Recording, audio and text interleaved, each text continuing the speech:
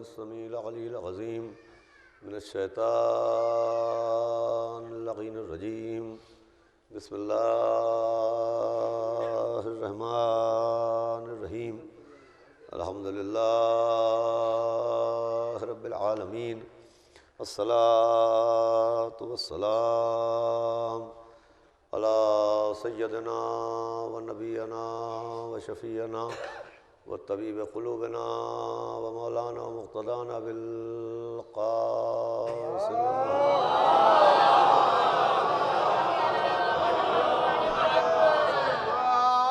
وآله الطيبين الطاهرين المعصومين ولعنة الله على أعدائهم أجمعين من يومنا هذا إلى يوم الدين أما بعد فقد قال الله سبحانه تبارك وتعالى في القرآن المجيد والفرقان الحميد بسم الله الرحمن الرحيم وقال ربكم ادعوني استجب لكم ان الذين يستكبرون عن عبادتي سيدخلون جہنم داخرین.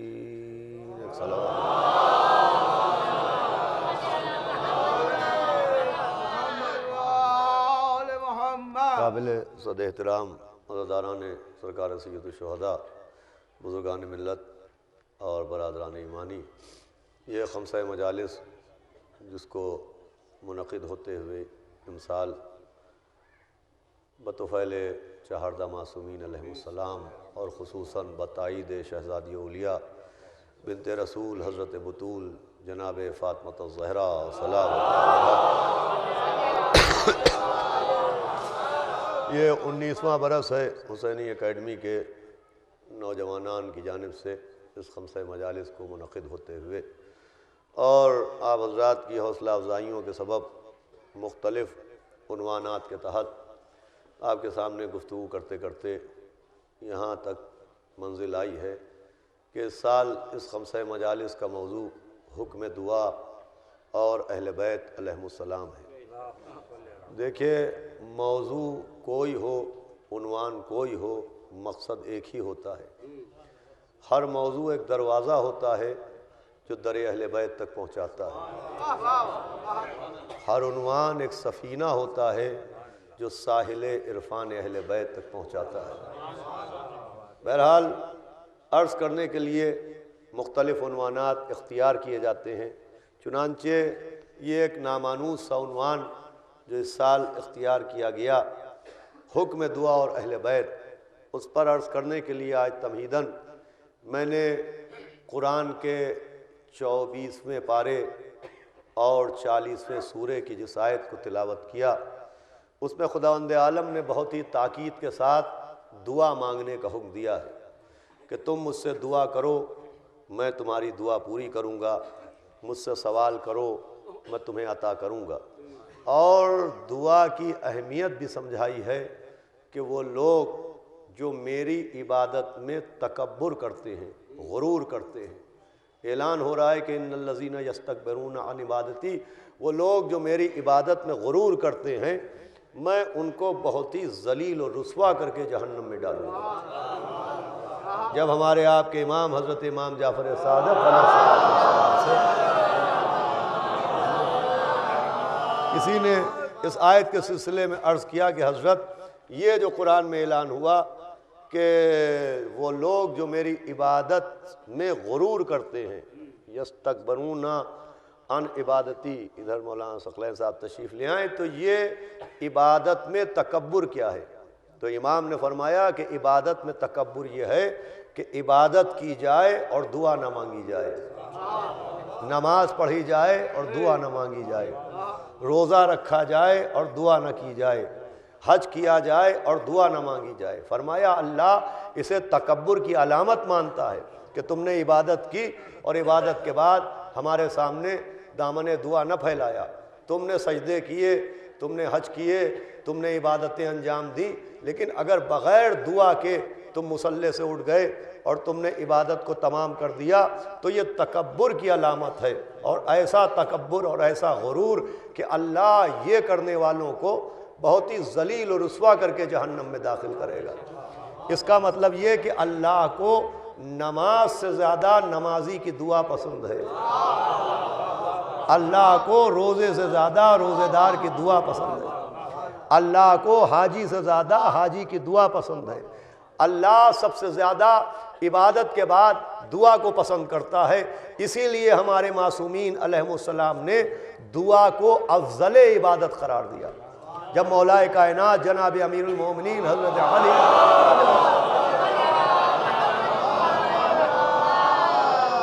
سے کسی نے کہا کہ حضرت سب سے افضل عبادت کون سی ہے، تو آپ نے فرمایا کہ سب سے افضل عبادت دعا مانگنا ہے۔ سب سے افضل عبادت جسے اللہ مانتا ہے وہ عزیزان گرامی دعا ہے۔ یہی وجہ ہے کہ معصومین نے دعاؤں کے صحیفے ہمیں عطا فرمائے، صحیفہ کاملہ جیسا خزانہ ہمیں عطا فرمایا، دعا مانگنے کا سلیقہ ہم کو سکھایا کہ دعا مانگی جائے تو کیسے دعا مانگی جائے، اس کے سامنے دامن دعا پھیلایا جائے تو کیسے پھیلایا جائے۔ دیکھیے دعا کی اہمیت سب سے زیادہ اس لیے ہے کہ دعا ہی وہ ذریعہ ہے جس ذریعے سے بندہ اللہ سے گفتگو کر سکتا ہے۔ آپ نے غور نہیں فرمایا؟ دعا وہ ذریعہ ہے کہ بندہ اگر اللہ سے کلام کرنا چاہتا ہے، اللہ سے گفتگو کرنا چاہتا ہے تو اس کا ذریعہ دعا ہے کہ یوں تم ہم تک رسائی نہیں رکھ سکتے۔ ہم معبود ہیں تم عابد ہو، ہم مسجود ہیں تم ساجد ہو، ہم خالق ہیں تم مخلوق ہو، ہم رازق ہیں تم مرزوق ہو، ہم واجب الوجود ہیں تم ممکن الوجود ہو، ہم ہمیشہ سے ہیں اور ہمیشہ رہیں گے، تم آج ہو کل نہیں تھے کل نہیں رہو گے، ہم لامحدود ہیں تم محدود ہو۔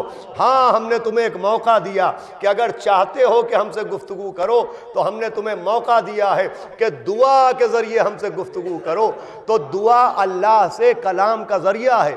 اب اللہ سے کلام کیسے کیا جائے یہ معصوم نے طریقہ سکھایا کہ اللہ سے گفتگو کیسے کی جائے، اللہ کے سامنے لب کیسے ہلائے جائیں، یہ سلیقہ معصومین نے سکھایا ہے اور وہی سکھا سکتے ہیں۔ بھائی اللہ سے کلام کا طریقہ وہی سکھا سکتا ہے جس کے لہجے میں خود اللہ نے کلام کیا ہو۔ صلوات بھیجے محمد و آل محمد۔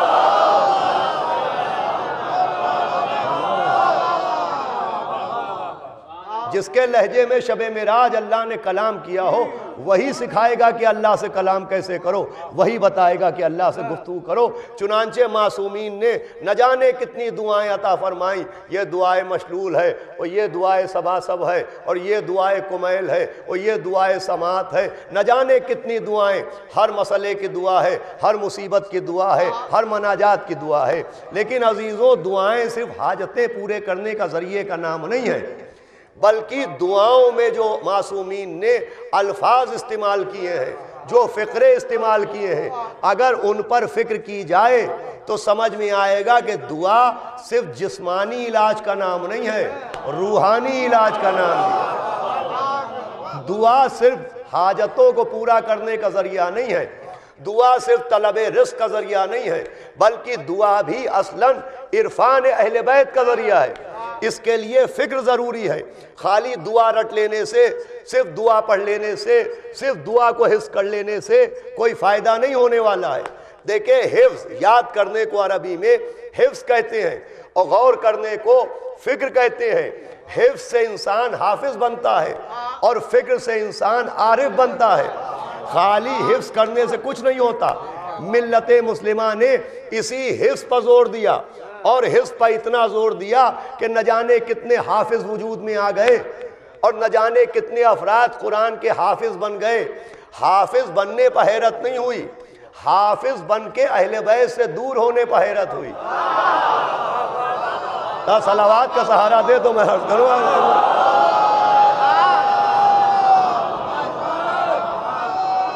دیکھیں جس نے قرآن کا ایک حرف نہ پڑھا ہو، جس نے قرآن کا ایک سورہ نہ پڑھا ہو، اگر وہ اہل بیت سے دور ہو جائے تو حیرت کی بات نہیں ہے، لیکن حافظ ہو کے اہل بیت سے دوری کا کیا مطلب؟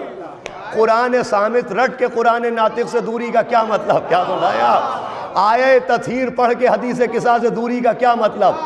آیہ اطاعت پڑھ کے اہل بیت سے دوری کا کیا مطلب؟ آیہ غدیر پڑھ کے غدیر سے دوری کا کیا مطلب؟ آیہ ولایت پڑھ کے علی ولی اللہ سے دوری کا کیا مطلب ہے؟ صلوات بھیجے محمد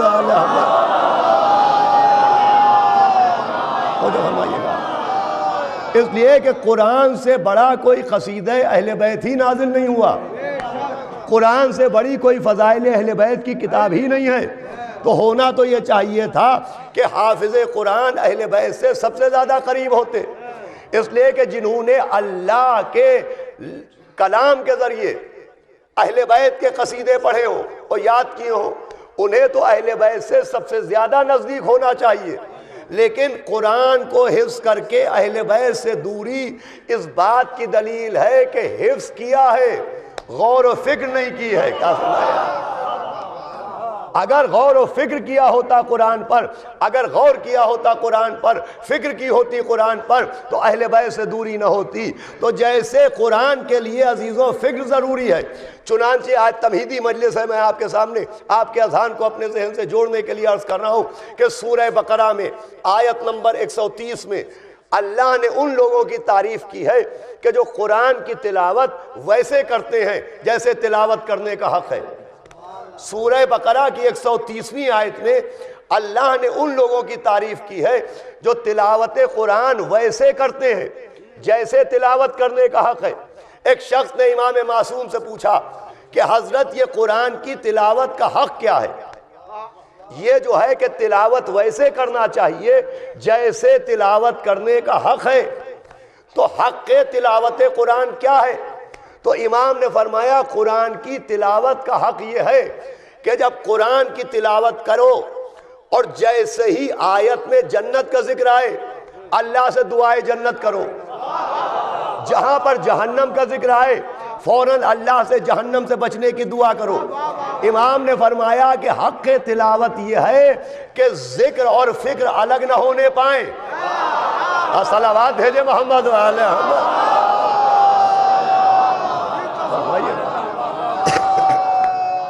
امام نے فرمایا تلاوت قرآن کا حق یہ ہے کہ ذکر اور فکر الگ نہ ہو، جو قرآن میں ذکر ہو اسی کی ذہن میں فکر ہو، ایسا نہ ہو کہ زبان پر ذکر کچھ اور ہو دماغ میں فکر کچھ اور ہو۔ فرمایا کہ تلاوت قرآن کا حق یہ ہے کہ جب قرآن پڑھو تو ڈوب کے پڑھو، ایسے پڑھو کہ جو ذکر آتا جائے اس کی فکر تمہارے ذہن میں آتی جائے۔ تو حق تلاوت یہ ہے کہ جیسے ہی قرآن میں جنت کا ذکر آئے جنت کی دعا مانگو، جہنم کا تذکرہ آئے جہنم کے عذاب سے پناہ مانگو۔ یعنی قرآن صامت کے لیے ذکر اور فکر کا ایک ہونا ضروری ہے، تو قرآن ناطق کے لیے بھی تو یہی شرط ہے کہ جو ذکر ہو وہی فکر ہو۔ الحمدللہ ادھر ہم نے مولا علی کا نام لیا، ادھر صلوات کی آواز آتی ہے، ادھر اہل بیت کا ذکر کرتے ہیں ادھر صلوات مومنین پڑھتے ہیں۔ ہم ذکر اہل بیت کرتے ہیں، مومنین صلوات پڑھتے ہیں۔ یہ اس بات کی دلیل ہے کہ جب قرآن ناطق کا تذکرہ ہوتا ہے تو جو ذاکر کا ذکر ہوتا ہے وہی مجمع کی فکر ہوتی ہے۔ صلوات بھیجے محمد وعلی محمد۔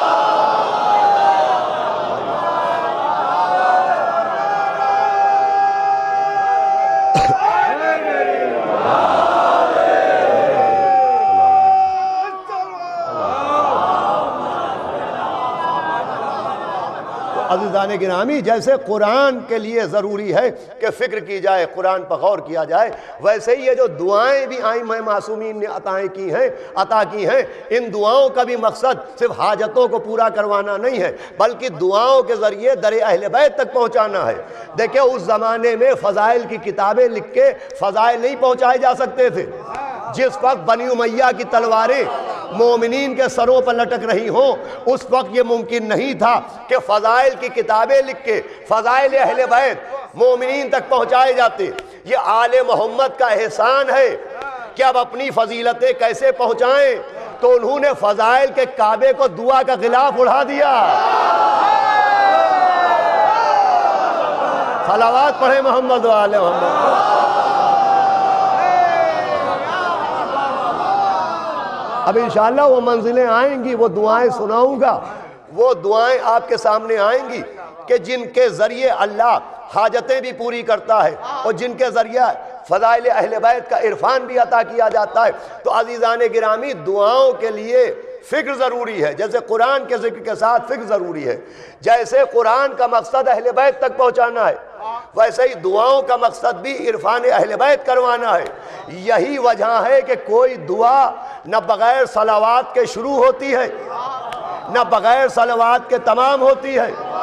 بھائی ہر دعا کی شرط یہ ہے کہ دعا سے پہلے بھی صلوات پڑھنا، دعا کے بعد بھی صلوات پڑھنا۔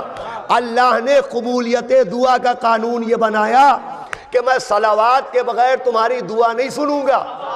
اب بہت توجہ سے سنیے گا، آخر یہ راز کیا ہے کہ جب تک تم محمد و آل محمد پر صلوات نہ پڑھو گے، صلوات پڑھ تو دے گا،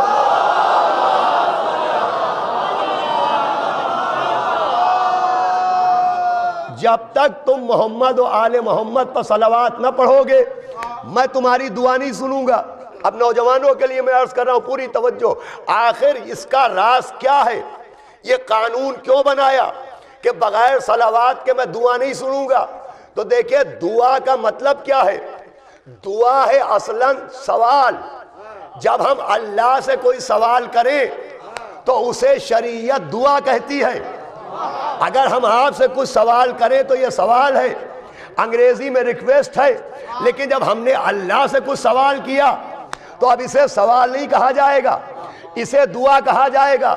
ہم نے رزق کی دعا مانگی، اللہ سے رزق کا سوال کیا، اولاد کی دعا مانگی، اللہ سے اولاد کا سوال کیا، ہم نے صحت کی دعا مانگی، ہم نے اللہ سے، توجہ رکھیے گا، صحت کا سوال کیا۔ تو دعا کا کیا مطلب ہے؟ دعا کا مطلب ہے اللہ سے سوال کرنا، اللہ سے مانگنا، اللہ سے سوال کرنا۔ اب اللہ بغیر صلوات کے کسی سوال کا جواب کیوں نہیں دیتا؟ تو عزیزوں اس کا سبب یہ ہے کہ ہم نے صحت مانگی، یہ ہمارا سوال، ہم نے دولت مانگی، یہ ہمارا سوال، ہم نے دعا میں رزق مانگا، یہ ہمارا سوال۔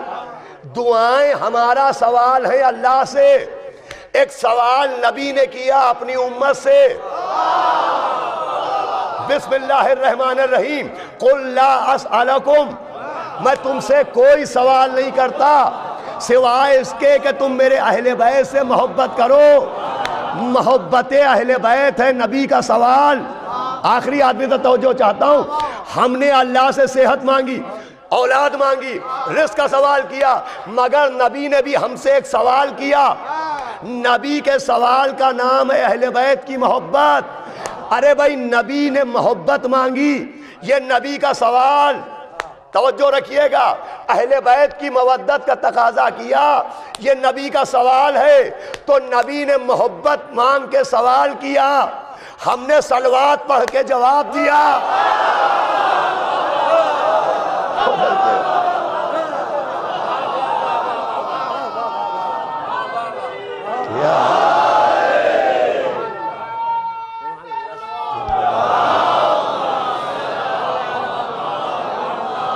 فرمائیے گا بھائی، نبی نے محبت مانگ کے سوال کیا، ہم نے صلوات پڑھ کے نبی کا جواب دیا۔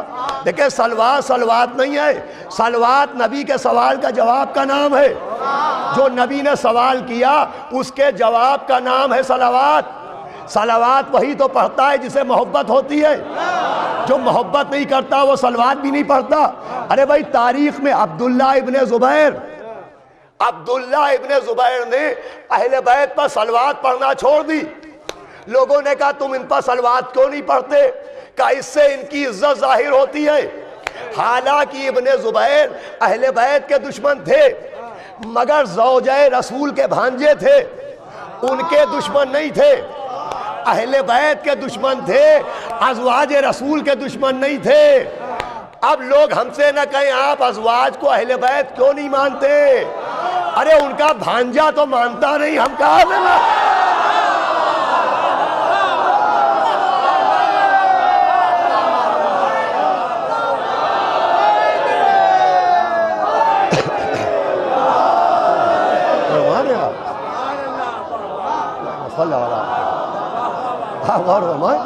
بھئی اگر ازواج اہل بیت میں شامل ہوتی تو وہ صلوات کیوں ترک کرتے؟ ان کا صلوات ترک کرنا ہی اس بات کا بیان ثبوت ہے کہ اہل بیت اور ہیں، ازواج اور ہیں، صلوات بھیجے محمد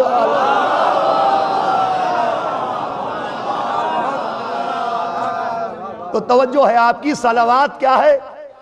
نبی کے سوال کا جواب، نبی نے محبت مانگ کے سوال کیا، ہم نے صلوات پڑھ کے جواب دیا، تو صلوات کیا ہے؟ بات پہنچ گئی میری، صلوات ہے نبی کے سوال کا جواب۔ اب سمجھے اللہ نے کیوں قانون بنایا کہ بغیر صلوات کے مجھ سے سوال نہ کرنا۔ ارے جب تم میرے نبی کو جواب نہیں دیتے تو میں تمہیں جواب کا صلوات بھیجے محمد اور ہمارے اذان گرامی قانون دعا یہ ہے کہ صلوات، بغیر صلوات کے وہ دعا قبول نہیں کرتا، اس لیے کہ دعا اس سے سوال ہے۔ آواز دیتا ہو کس منہ سے مجھ سے سوال کر رہے ہو؟ ارے پہلے میرے نبی کے سوال کا جواب دو، پھر میں تمہارے سوال کا جواب دوں گا۔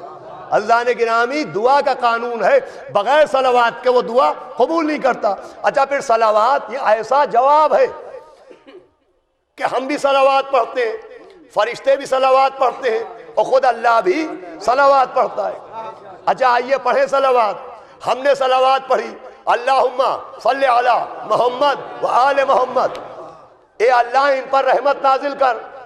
نبیوں نے صلوات پڑھی، کہا اے اللہ ان پر رحمت نازل کر۔ اللہ صلوات پڑھتا ہے تو کس سے کہتا ہے؟ وہ جو ہے آپ کی کہ اے اللہ ان پر رحمت نازل کر۔ صلوات تو وہ بھی پڑھتا ہے، وہ کیسے صلوات پڑھتا ہے؟ ہم نے صلوات پڑھی، ہم نے اللہ سے دعا کی، نبیوں نے صلوات پڑھی، اللہ سے دعا کی۔ جب اللہ نے صلوات پڑھی تو کس سے دعا کی؟ صلوات تو وہ بھی پڑھتا ہے۔ اب ایک بڑا مشکل مسئلہ آج حل ہو جائے گا کہ بے شک صلوات اللہ بھی پڑھتا ہے، مگر جب ہم صلوات پڑھتے ہیں تو اس کا مطلب ہے دعائے رحمت، اور اللہ صلوات پڑھتا ہے اس کا مطلب ہے نزول رحمت۔ ہماری صلوات ہے رحمت کی دعا، اللہ کی صلوات ہے رحمت کا نزول۔ ہم نے صلوات پڑھی یہ دعائے رحمت، اس نے صلوات پڑھی یہ نزول رحمت۔ دیکھیں لفظ ایک ہی آیا، مگر جب لفظ صلوات ہمارے لیے آیا تو مطلب اور ہو گیا، جب اللہ کے لیے آیا تو مطلب اور ہو گیا۔ اب اماموں کی سکھائی ہوئی دعاؤں میں ایسے جملے بھی آتے ہیں کہ اے اللہ ہمیں معاف کر دے، اے اللہ ہم استغفار کرتے ہیں۔ اسی کی بنیاد پر لوگ یہ دلیل قائم کرتے ہیں کہ معاذ اللہ جب اہل بیت خود توبہ کر رہے ہیں، استغفار کر رہے ہیں تو آپ کو کیا بخشوائیں گے؟ ارے وہ خود استغفار کر رہے ہیں، اگر وہ معصوم ہیں تو استغفار کیوں کر رہے ہیں؟ تو بھیا جیسے لفظ صلوات ایک، جب ہم نے صلوات پڑھی تو مطلب اور، اللہ نے صلوات پڑھی مطلب اور، ویسے ہی لفظ استغفار جب ہم نے کیا مطلب اور ہو گیا، اہل بیت نے استغفار کیا مطلب اور ہو گیا۔ ہماری صلوات دعائے رحمت، اللہ کی صلوات نزول رحمت، تو ہماری توبہ طلب مغفرت، اہل بیت کا استغفار سلیقہ مغفرت۔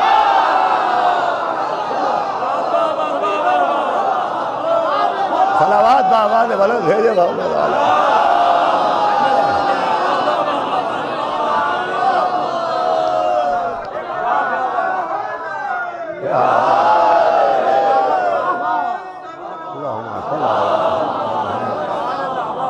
اور فرمائیے گا، اس لیے کہ دعاؤں میں بہت سے فقرے ایسے آتے ہیں اور ایک طبقہ ان کو بنیاد بناتا ہے کہ دیکھیے صاحب آپ اہل بیت سے کہہ رہے ہیں ہمیں بخشوا دیجئے، وہ تو خود معاذ اللہ کہہ رہے ہیں بخشوا دیجئے۔ ارے وہ دعا مانگنے کا طریقہ سکھا رہے ہیں، توبہ کرنے کا سلیقہ سکھا رہے ہیں۔ کہ صاحب خانہ کعبہ میں بالکل اندھیرا تھا، سناٹا تھا، اور رات کے اندھیرے میں مولا علی خانہ کعبہ کا پردہ پکڑے ہوئے کہہ رہے تھے اللہ مجھے معاف کر دے۔ تو یہ علی کسے سکھا رہے تھے؟ تو بھائی جو دیکھ رہا تھا اسی کو سکھا رہے تھے۔ صلوات بھیجے محمد وآل محمد۔ یہ کس نے بتایا؟ یہ خود مولا علی نے آگے بتایا۔ بھئی کسی نے دیکھا، کسی نے روایت بیان کی، تو جس نے روایت بیان کی اسی کی ٹریننگ کر رہے تھے کہ کیسے دعا مانگنا چاہیے۔ صلوات بھیجے محمد وآل محمد۔ دیکھیں موضوع سخت ہے لیکن انشاءاللہ منزل آسان ہوگی۔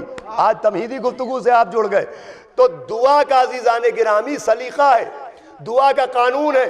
ایسا نہیں ہے کہ جو بھی دعا پڑھے خالی دعا پڑھے وہ حاجت پوری ہو جائے، نہیں، قانون ہے دعا۔ پہلا قانون صلوات پڑھو۔ دوسرا قانون، جناب عیسیٰ کا زمانہ آیا اور دو دوستوں نے، اب سنیے گا میں آپ کے سامنے لفاظی کے بجائے سے میٹر عرض کروں گا، دو دوستوں نے ایک ہی نماز پڑھی، ایک ہی دعا پڑھی، ایک ہی حاجت طلب کی، دونوں کی نماز کا طریقہ ایک تھا، دعا ایک تھی، اور 40 دن تک دونوں نے دعا پڑھی، ایک ہی دعا، ایک ہی طریقہ، ایک ہی سلیقہ، مگر ایک کی دعا قبول ہو گئی، ایک کی دعا رد ہو گئی۔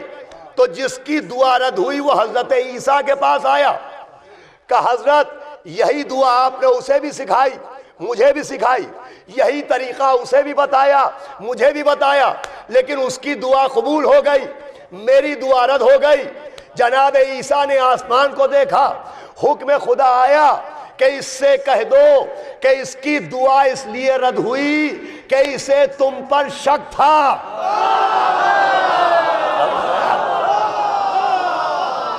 اسے تم پر شک تھا۔ اس کا مطلب صرف دعا پڑھنے سے دعا پوری نہیں ہوتی، معصوم پر یقین بھی ضروری ہے۔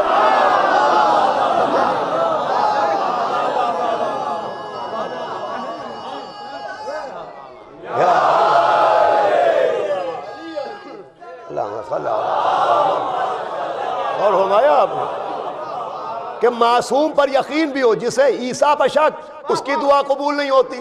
ارے تو جسے عیسیٰ روح اللہ پر شک ہو جب اس کی دعا قبول نہیں ہوتی، تو جسے علی ولی اللہ پر شک ہو، ارے کہاں عیسیٰ کہاں علی، کہاں ایک وہ جس کی ماں کو بیت المقدس سے ہٹایا جائے، کہاں وہ جس کی ماں کو خانہ کعبہ میں بلائے۔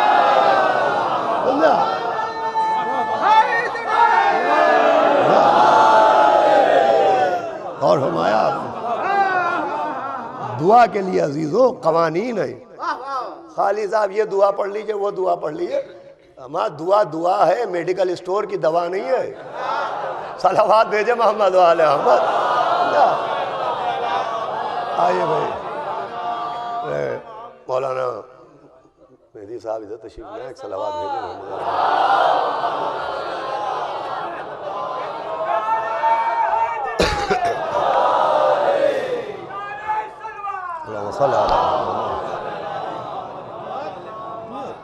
دعا دعا ہے، میڈیکل اسٹور کی دوا نہیں ہے کہ ڈسپرین کی دوا چاہے تیواری میڈیکل اسٹور سے لے لو تب بھی فائدہ، اور فاطمہ فارمیسی سے لے لو تب بھی فاطمہ۔ دعا دعا ہے، میڈیکل اسٹور کی دوا نہیں ہے۔ دعا اصلاً ذریعہ ہے اللہ سے کلام کرنے کا۔ دعا کی وہی حیثیت اس دور میں ہے جو جناب موسیٰ کے دور میں اس شجر کی تھی جو کوہ طور پر تھا۔ توجہ فرما رہے ہیں آپ؟ جناب موسیٰ اور اللہ سے گفتگو ہوتی تھی، ذریعہ بنتا تھا شجر۔ تو جیسے اللہ نے اپنے اور موسیٰ کے بیچ میں گفتگو کا ذریعہ شجر کو بنایا، ہم نے اور اپنے بیچ میں گفتگو کا ذریعہ دعا کو بنایا۔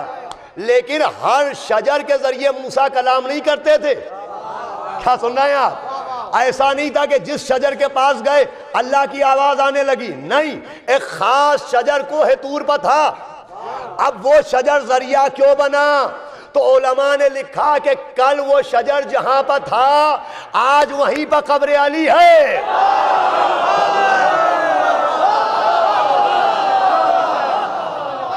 علماء نے لکھا کوہ طور کا شجر وہیں پر ہے جہاں قبر علی ہے۔ اس کا مطلب شجر پتوں کی وجہ سے ذریعہ نہیں بنا، تنے کی وجہ سے ذریعہ نہیں بنا، پھول و پھل کی وجہ سے ذریعہ نہیں بنا، نسبت علی کی وجہ سے ذریعہ بنا۔ عزیزو دوا بھی صرف جملوں کی وجہ سے اثر نہیں دکھائے گی، نسبت معصوم کی وجہ سے اثر دکھائے گی۔ یقین نہ آئے تو دیکھیں خاک ہر جگہ ہے، مگر ہر جگہ کی خاک کھا کے شفا نہیں آئے۔ صلوات بھیجے محمد علیہ، جو ان سے منسوب ہو جائے۔ اگر دعا میں ان سے نسبت ہے تو دعا اثر دکھائے گی، ان کی محبت کے ساتھ دعا ہے تو دعا اثر دکھائے گی۔ بس سنیے عزیزو، آج کے لیے بہت ہو چکا، یہ خاص بات۔ سب سے زیادہ دعائیں ہمارے آپ کے چوتھے امام حضرت علی ابن الحسین علیہ السلام، حضرت سید سجاد علیہ السلام نے صحیفہ کاملہ جیسا دعاؤں کا خزانہ عطا کیا ہے۔ ایسی ایسی دعائیں، ہر روز کی دعائیں، ہر مرض کی دعائیں، ہر بلا سے بچنے کی دعائیں، چوتھے امام نے دعاؤں کا خزانہ ہمیں عطا فرمایا۔ ایک شخص تھا سعید ابن مسیب، پڑھے لکھے لوگ بیٹھے ہیں، بہار الانوار میں علامہ مجلسی نے لکھا ہے اس واقعے کو، قبلہ بیٹھے ہیں ہمارے مولانا تنویر عباس نجفی صاحب ماشاءاللہ، علماء کرام تشریف فرمائے۔ سعید ابن مسیب وہ کہتا ہے میں حج کے لیے چوتھے امام کے ساتھ چلا تو میں نے دیکھا کہ راستے میں رات میں حضرت ایک جگہ پر سجدے میں ایک دعا پڑھ رہے تھے۔ کہ وہ جو دعا پڑھ رہے تھے تو عجب دعا تھی کہ امام کے دعا کے ساتھ ساتھ کوئی پتا ایسا نہ تھا جو دعا دہرا نہ رہا ہو۔ ہر پتھر سے امام کی دعا کی آواز آ رہی تھی، ہر پتا دعا کو دہرا رہا تھا، ہر شجر دعا کو دہرا رہا تھا، پہاڑوں سے دعا کی آواز آ رہی تھی۔ اللہ اکبر کسے کہتے ہیں امام؟ ارے جو بے زبان کے منہ میں زبان ڈال دے اسے امام کہتے ہیں۔ کہ امام دعا پڑھ رہے تھے، وہ عجب دعا تھی کہ میرے بدن میں رونگٹے کھڑے ہو گئے اور میں پسینے میں ڈوب گیا، میرے بدن میں تھرتھری پیدا ہو گئی۔ ایک عجب دعا تھی، اور پتا پتا اور شجر شجر اور ذرہ ذرہ اس دعا کی تلاوت کر رہا تھا۔ بہت غور سے سنیے گا واقعہ۔ تو سعید ابن مسیب کہتے ہیں جب امام دعا پڑھ چکے تو میں نے پوچھا کہ حضرت یہ دعا کون سی دعا تھی؟ آپ نے فرمایا یہ دعائے تسبیح ہے، اسم اعظم تھی۔ تو انہوں نے کہا حضرت مجھے بھی یہ دعا سکھا دیجئے، مجھ کو بھی یہ دعا سکھا دیجئے۔ امام نے سعید ابن مسیب کو وہ دعا تعلیم کی۔ سعید ابن مسیب کہتے ہیں وہ دعا یاد کرنے کے بعد میں موقع ڈھونڈ رہا تھا کہ کبھی سناٹا ملے، تنہائی ملے تو میں یہ دعا پڑھوں۔ اور جس دن میں مسجد میں جاتا تھا مسجد میں نمازی ہی نمازی ہوتے تھے، تنہائی مل ہی نہیں رہی تھی مجھے، سناٹا مل ہی نہیں رہا تھا۔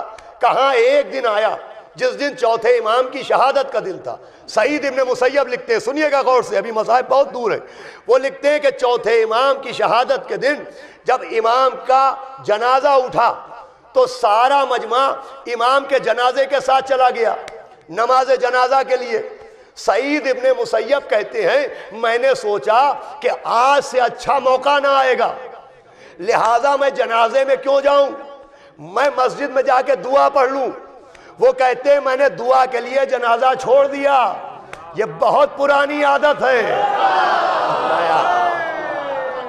معصوم کا جنازہ چھوڑنا پرانے منافقوں کی پرانی عادت ہے۔ صلوات بھیجو محمد علیہ۔ سنیے گا، سعید ابن مسیب کہتے ہیں کہ میں نے سوچا سب تو جنازے میں گئے ہیں، اب اس سے بہتر کیا ہوگا؟ اب ملا مجھے سناٹا، اب ملا مجھے موقع، اب ملی مجھے تنہائی۔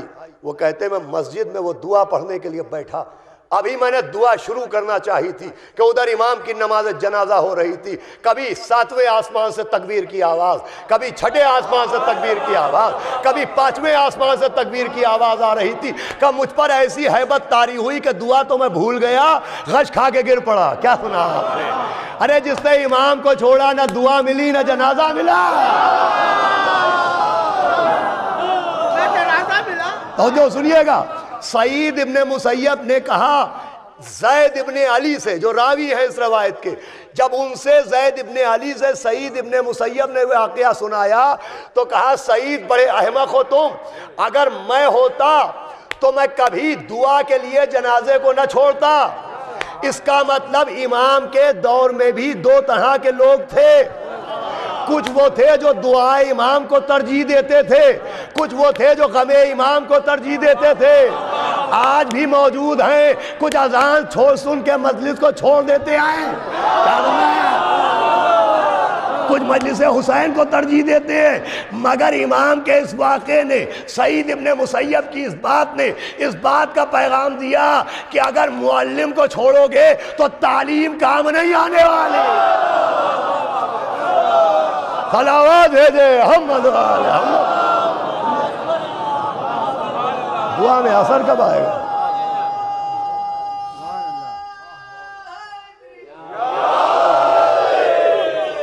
اگر معلم کو چھوڑ دیا، ایسا تھوڑی ہے کہ دعا لے لی اور امام کو چھوڑ دیا، امام کے غم کو چھوڑ دیا۔ جنازہ چھوڑا امام کا، غم چھوڑا تو دعا بھی نہ پڑھ پائے۔ اس سے ایک پیغام اور ملا، ایک میسج اور ملا کہ جس دن امام کی شہادت ہو وہ دعائیں مانگنے کا روز نہیں ہوتا، ہونا ہے غم منانے کا روز ہوتا ہے۔ صلوات بھیجے محمد وآل محمد۔ سنیے گا جو مناسب کہ آپ دعا پڑھیے، دعا پڑھیے۔ ارے امام کا غم اول ہے عزیز، اس لیے کہ دعا میں تاثیر امام کی محبت کی وجہ سے آئے گی، دعا میں اثر امام کی نسبت کی وجہ سے آئے گا۔ ان کی محبت ہوگی تو دعا اثر کرے گی۔ اچھا، ان کی محبت تو ان کی محبت ہے، ان کی محبت میں کتنی طاقت ہے، ان کی محبت میں کتنی قوت ہے، یہ تو اپنی جگہ۔ اصحاب کہف کا ایک نجس جانور جنتی ہو گیا، کیوں؟ اس لیے کہ اصحاب کہف سے محبت کی۔ کیا تھے اصحاب کہف؟ نبی تھے، رسول تھے، امام تھے، کہ نہیں اپنے دور کے مومنین تھے۔ ارے بھیا، مومنین کی محبت اتنی پاورفل ہے تو امیر المومنین کی محبت۔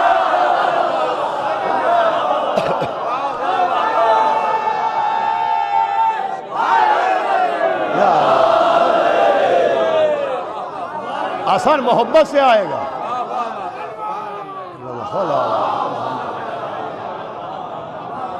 آپ دیکھیں، اصحاب کہف سے محبت کی۔ ایک نجس العین جانور نے، ایک کتا تھا، اصحاب کہف سے محبت کی اور وہ جنتی ہو گیا، وہ جنت جائے گا، حالانکہ نجس ہے، جنت جائے گا۔ کیسے جائے گا؟ تو علماء نے بتایا ایسے جائے گا کہ اس کی کھال ہے نجس، روح ہے پاک، تو کھال نہیں جائے گی، روح جائے گی۔ ہم نے کہا اکیلے اکیلے روح کیسے جائے گی؟ تو کہا کہیں کھال پاک ہے، روح نجس، کہیں روح پاک ہے، کھال نجس۔ کیا سن رہے ہیں عزیزوں؟ اللہ انتظام کرے گا، ادھر کی کھال ادھر، ادھر کی کھال ادھر۔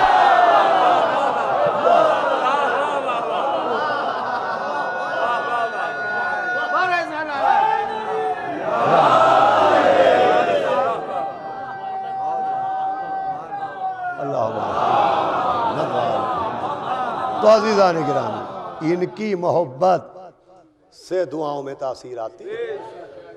یہ ٹرینڈ غلط ہے کہ ہم دعاؤں کے لیے غم اہل بیت سے دور ہو جائیں، دعاؤں کی وجہ سے در اہل بیت سے دور ہو جائیں۔ ارے دعا انہوں نے سکھائی ہے، ان کی وجہ سے دعا قابل قبول ہوتی ہے۔ بس عزیزو، تمام کر رہا ہوں، آج تمہیدی گفتگو تھی، انشاءاللہ کل سے جناب سیدہ نے چاہا، اللہ نے چاہا تو باقاعدہ گفتگو کروں گا۔ قانون ہے کہ جس دن شہادت امام کا روز ہو وہ غم منانے کا دن ہے، دعا مانگنے کا دن نہیں ہے۔ امام کی شہادت کا روز غم منانے کا دن ہے، اس دن دعا مانگنے کی ضرورت ہی نہیں ہے۔ ہمارا کام ہے غم منانا۔ جب ہم غم منائیں گے تو دعا مانگنے کی ضرورت نہیں پڑے گی۔ اس دن تو حسین کی دکھیا ماں دعا دے کے جائے گی، مادر حسین جس کو دعا دے دے، جناب زہرا جس کو دعا دے دے، شہزادی اولیاء جس کے لیے دعا کریں، پھر اسے دعاؤں کی حاجت ہی کہاں رہے گی۔ علامہ دربندی نے لکھا ہے کہ یہی وجہ ہے کہ سب سے پہلے فرش اعضا پر کوئی آئے یا نہ آئے، 3 بیویاں آ کے بیٹھ جاتی ہیں۔ ایک بقی کی ٹوٹی ہوئی مزار سے،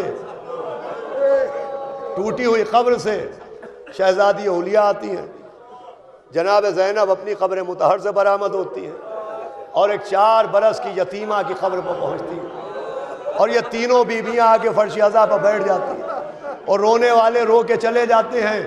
شہزادی اولیاء کی گود میں بیٹھی سکینہ اور بی بی زینب دعائیں دیتی ہیں، پالنے والے میرے حسین کے عزاداروں کو سلامت رکھنا، کوئی غم نہ دینا سوائے غم سرکار سید۔ اللہ آپ کو شاد و آباد رکھے، کوئی غم نہ ملے سوائے غم سرکار سید الشہداء کے۔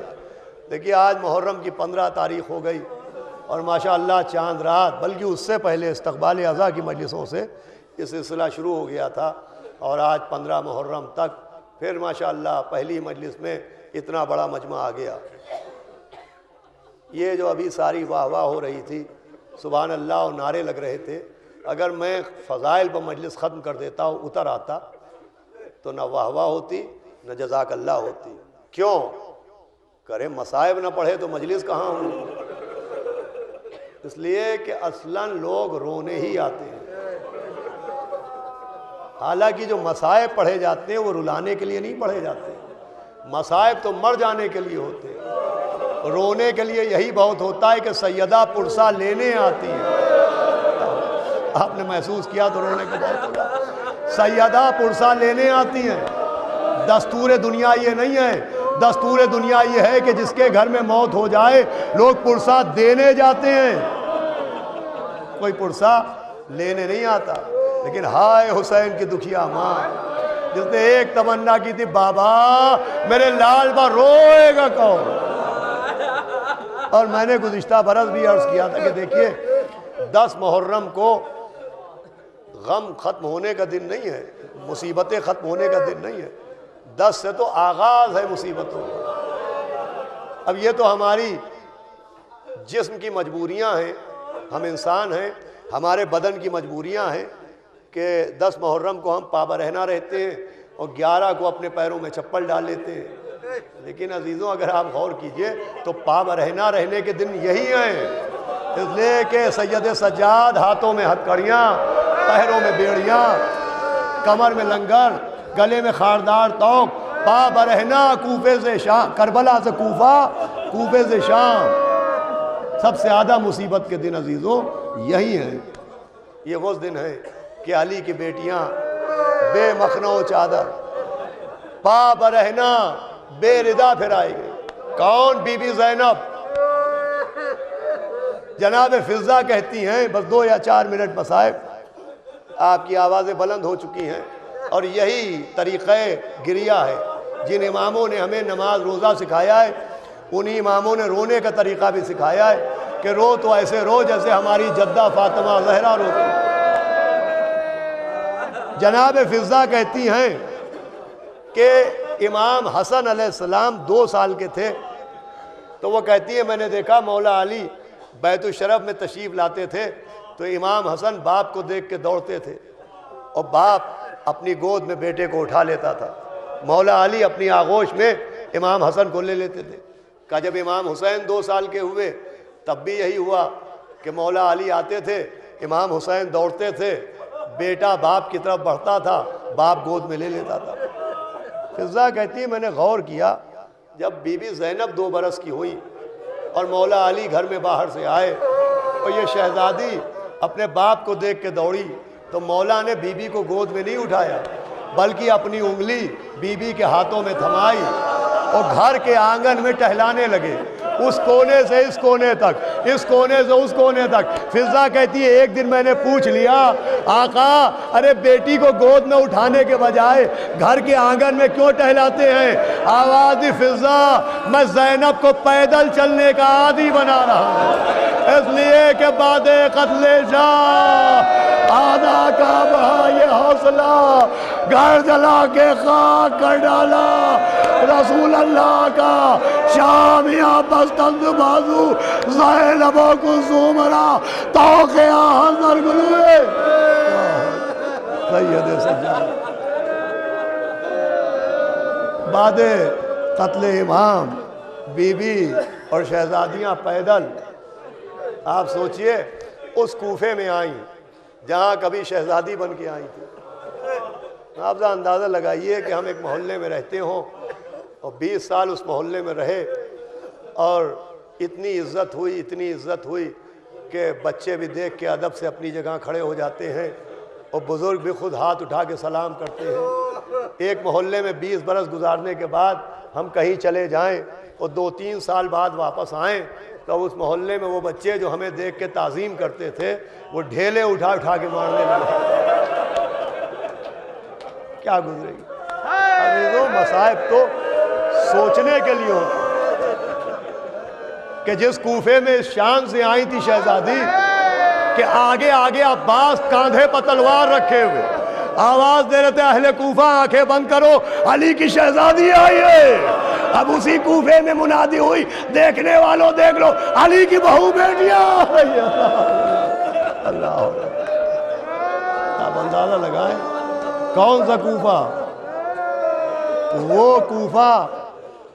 وہ کوفہ کہ 19 رمضان کی صبح آئی تھی اور مولا علی کے سر پہ ضربت پڑی تھی، بالکل سر کے بیچوں بیچ میں زہر سے بجھی ہوئی تیغ ابن ملجم مرادی ملون نے لگائی تھی، اور ایسا تیز زہر تھا کہ روایتوں میں ہے کہ وہ زہر جس میں مولا علی کی تلوار کو بجھایا گیا تھا، اس کی ایک بوند اگر کسی دریا میں ڈال دی جاتی تو دریا کی کوئی مچھلی زندہ نہ رہ پاتی۔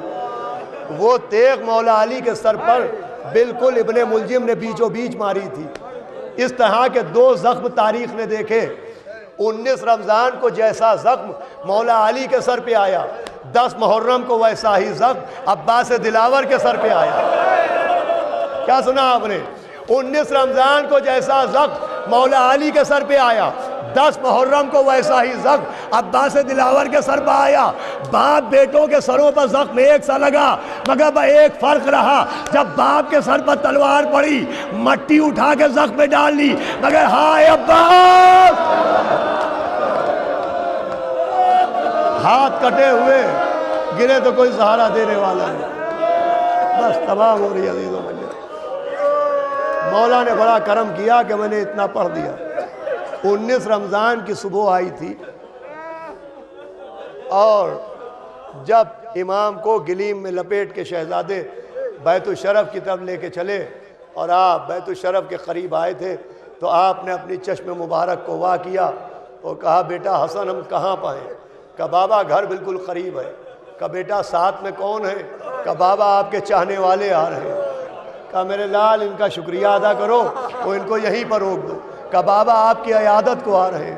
کہا نہیں بیٹا حسن انہیں یہیں روک دو، اس لیے کہ گھر پر تمہاری بہنیں رو رہی ہوں گی، ہم نہیں چاہتے کہ ہماری بیٹیوں کی آوازیں نامحرموں کے کانوں میں جائے۔ یا علی فریاد، ارے یہ 40 ہجری کا کوفہ، ہاں 61 ہجری، اللہ بس تمام ہے، 1 منٹ مجلس تمام۔ یہ کوفہ تھا جس میں بیویاں آئی ہیں، یہ وہ کوفہ ہے جس میں پردے کا اتنا اہتمام کیا گیا۔ 20 سال پہلے جہاں بی بی کے پردے کا اتنا خیال کیا گیا، آج 61 ہجری کو یہ عالم ہے کہ تماشائی تماشا دیکھ رہے ہیں۔ اور پھر 20 رمضان کا دن گزرا اور رات آئی، بس تمام ہوئی مجلس۔ تو مولا علی نے وصیتیں فرمائی تھی، آواز دی تھی کہ سنو میں دنیا سے جا رہا ہوں لیکن 2 ذمہ داریاں میری اولادوں پر ہیں، کون ہے جو وہ ذمہ داریاں پوری کرے؟ بیٹے آگے بڑھے، اولادیں آگے بڑھی، بابا کون سی ذمہ داری؟ کہ دیکھو میں سجدہ کر رہا تھا، ابھی سجدے سے میں نے سر اٹھایا نہیں تھا کہ میرے سر پر ضربت ماری گئی۔ ایک ذمہ داری یہ ہے کہ کوئی تم میں سے آگے بڑھے اور میرے اس سجدے کی ذمہ داری لے کہ اس سجدے کو مکمل کرے گا۔ امام حسین آگے بڑھے، کہ بابا یہ ذمہ داری میری ہے۔ کہ میرے لال میں نے مسجد میں سجدہ کیا، تجھے مقتل میں کرنا پڑے گا۔ آواز دی بابا یہ آپ کا لال حسین آپ کی ذمہ داری پوری کرے گا، وہ سجدہ مکمل کرے گا۔ بس سنیے عزیزوں مجلس تمام، ایک مرتبہ مولا علی نے اپنی اولادوں کو دیکھا، کہ دیکھو تمہیں یاد ہوگا ایک دن میں خطبہ دے رہا تھا، اتنے میں بیچ میں ایک عرب آیا اور اس نے ایک سوال کر دیا جس کی وجہ سے وہ خطبہ شخشقیہ ابھی تک نامکمل ہے۔ کوئی ہے جو میرے خطبے کو پورا کرنے کی ذمہ داری لے؟ بس جناب زینب آگے بڑھی کہ بابا یہ ذمہ داری میں لیتی ہوں، کہ زینب سوچ لو خطبہ تو دے دو گی مگر فرق رہے گا جب میں نے خطبہ دیا میرے چاہنے والے بیٹھے تھے، جب تم خطبہ دو گی ہاتھ گردن کے پیچھے بن جاؤ گے۔ ارے غیروں کا مجمع آواز دی بابا، قبول ہے بابا، خطبے کو میں پورا کروں گی، ہاتھوں میں رسیاں بندھواؤں گی، ظالموں کے درباروں میں جاؤں گی۔ اللہ اللہ